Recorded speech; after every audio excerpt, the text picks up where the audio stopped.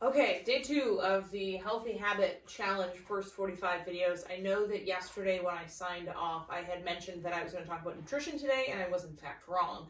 Today is sleep, right? So once we kind of get that base of the pyramid going in where we find our purpose, if you didn't figure that out, shoot me a message. I'll help you figure that out. We can work through it tomorrow during the day or evening, kind of whatever your schedule is.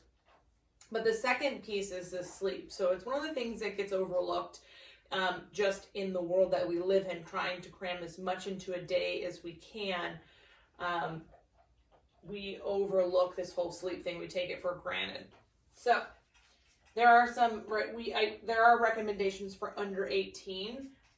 Most of who's doing this challenge is not in their teens, so I kind of just overlooked that. They have a little bit longer recommendations for their sleep. But our young adults, they're looking in this like 18 to 25 range. They recommend 7 to 9 hours, which is going to be the same as our adults. So essentially, everybody 18 to 64, they recommend 7 to 9 hours of sleep. And if you're over 65, then it's dropped 7 to 8. So not really a significant difference. I would say that the average American probably gets 6 to 7. So we're definitely off that mark.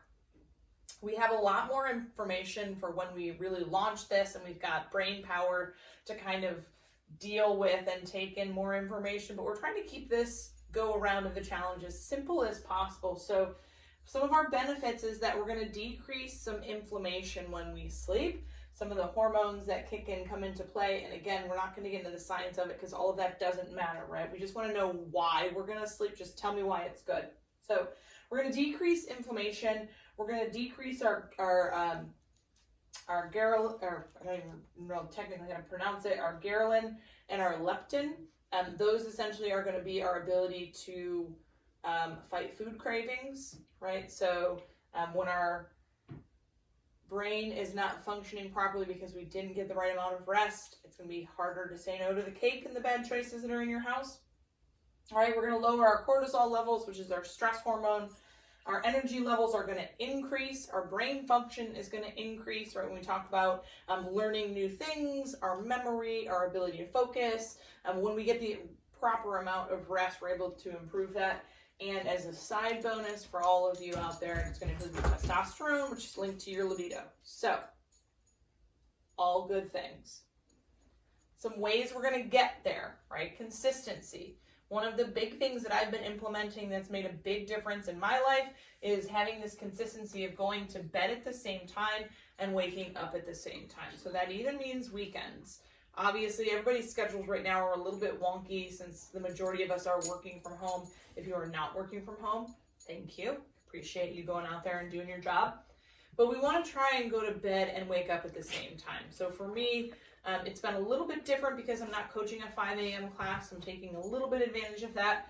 But I typically go to bed around 9 o'clock, and I'm going to get up at 4:30 in the morning. So now I've been going to bed around 9 o'clock and getting up at 6 in the morning. So I'm getting a little bit lazy and probably a bad habit that I should stop.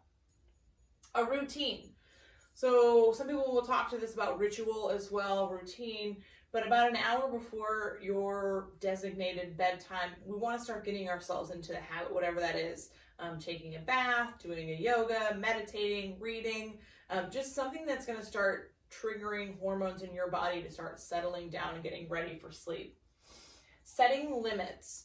A lot of times, because we are living in this sensory overload world, when we try to go to bed, we just can't. Our brains are just wired to go, go, go, go, go. So if you find that my bedtime is going to be 9 o'clock and 9:20 rolls around, 9:30 at the very latest rolls around, and you're still kind of rolling around, get up, change your physical space, try and get your system to kind of shut down and slow down and come back and revisit it. So tossing and turning all night is just going to lead you to toss and turn all night. So sometimes getting up and physically changing the space that you're in, changing what you're doing and coming back kind of resets that.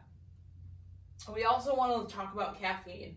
I am a huge, huge, huge lover of coffee, so I get the joy of caffeine. But we want to try and limit that 5 to 7 hours before we go to bed. I would start with the longer, right? So 7 hours before I go to bed, which means like after 2, I try not to have any coffee. Again, I've been a little bit lax with it because things are just kind of weird right now. I'm drinking a cup of coffee sometimes at 3 or 3:30, and then that sometimes leads me to stay up a little bit later. So I'm already seeing those direct effects. Oh, thanks, Murph.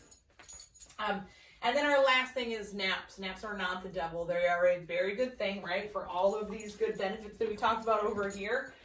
They're a very good thing for you to do, but we want to limit them to 30 minutes. So much longer than that, and you're going to start having negative effects to napping. Murph, no, off. And so, again, consistency, routine, limits on caffeine and napping. So today we talked about sleep. Tomorrow we will talk about nutrition. If you have any questions or specifically about sleep, shoot me a message, email, text, whatever that is, and we can certainly get those answered for you. And tomorrow we'll talk about nutrition. And apparently I'm going to go play with Murph.